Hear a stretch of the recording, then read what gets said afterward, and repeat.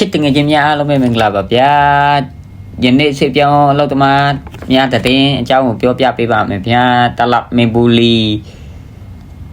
မင်ဘူလီဘက်မှာစားတောက်ဆိုင်တို့ပင်လယ်စားစာရောင်းတဲ့ဆိုင်တို့ပန်းရောင်းတဲ့ဆိုင်တို့ဘက်မှာဆွေပြောင်းအလုပ်သမားများတချို့တစ်ထည့်ကအလုပ်လုပ်လက်ခံထားတာရှိတယ်ဒီထိုင်းနေတဲ့မှာကတော့ကမ္ဘောဒီးယားလူမျိုး၄ယောက်ခန်းထားတာရှိတယ်ပေါ့အခုဖြစ်ဖြစ်နေတာကတော့ကမ္ဘောဒီးယားနယ်စပ်နဲ့ထိုင်းနယ်စပ်ကိစ္စကြောက်ပေါ့ကမ္ဘောဒီးယားအလုပ်သမားများကပြောရမယ်ဆိုရင်တော့သူတို့ပြပြန်ပို့ရမယ်လို့တည်င်းကြောက်ပေါ့စိတ်ထဲမှာနည်းနည်းတော့မကောင်းပေါ့ဒီတစ်ထိမှသူအလုပ်လုပ်နေဆိုတော့ဒီတစ်ထိမှတနေ့ကို900လောက်ပေးတယ်ဆိုတော့သူတို့လည်းကျွန်တော်တို့ပမာပြည်သားမျိုးပဲပေါ့ဗျာကိုနိုင်ငံမှာတိုက်စစ်မပြေလို့ဒီမှာလာလောက်စားရဲဆိုတော့ဒီမှာတော့ငွေပိုရတာပေါ့ဗျာဒါမဲ့ဒီတစ်ထိမှတော့ကျွန်တော်ကြည့်တာပမာပြည်ရွှေပြောင်းလို့တမချစ်မဲ့ပုံမပေါ့တစ်ထိမှပြောတာတော့သူ့ဆိုင်မှာရှမ်းလူမျိုးမခန့်ပေါ့ရှမ်းလူမျိုးကအလောက်တာပြင်းနေပေါ့ပြောမဆိုမကြိုးစားပေါ့ဝိရိယနဲတယ်ပေါ့သူ့မိသားစုအရင်ကမှသူမခက်ဘူးရှမ်းလူမျိုးဆိုရင်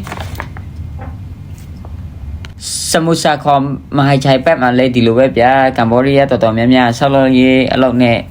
လောက်ကင်နေကြတာပေါ့မဟိုင်ချိုင်ဘက်ကဆွေပြောင်းအလုပ်သမားစုံစမ်းလေ့လာကြည့်တလောက်တော့ဆွေပြောင်းအလုပ်သမားအများဆုံး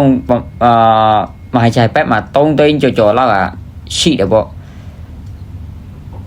ဆွေပြောင်းလို့တမအများဆုံးနေတဲ့မြို့နယ်ကတော့ပန်ကောက်ရယ်စမုစာခေါန်ခရိုင်ရယ်စမုပရကန်မြို့ရယ်ချုံဘူလီမြို့ရယ်ပေါ်ထွန်ဌာနီမြို့ချင်းမိုင်မြို့နွန်ထပူလီမြို့နခွန်ပထုံမြို့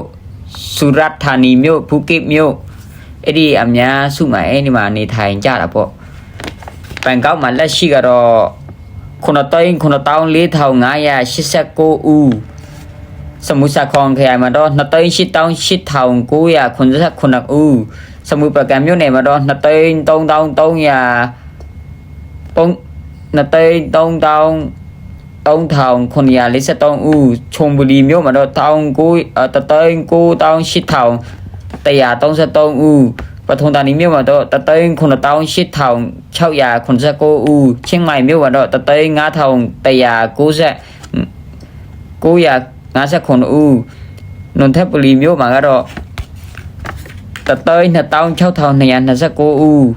နခွန်ပထုံမြို့မှာတော့1,28,859ဦးဆူရတ်ဌာနီမြို့မှာတော့1,8,982ဦးဖူကစ်မြို့မှာတော့1,2,592ဦးအဲ့လောက်ထိရှိတယ်ပေါ့ဗျာတကယ်ဆွေပြောင်းလို့တမတာနဲခဲရှိရင်ထိုင်းနိုင်ငံ GDP ကတော့တစ်နှစ်ကိုအနည်းဆုံး2 ล้านบาทလောက်ကျဆင်းတယ်ပေါ့ဗျာ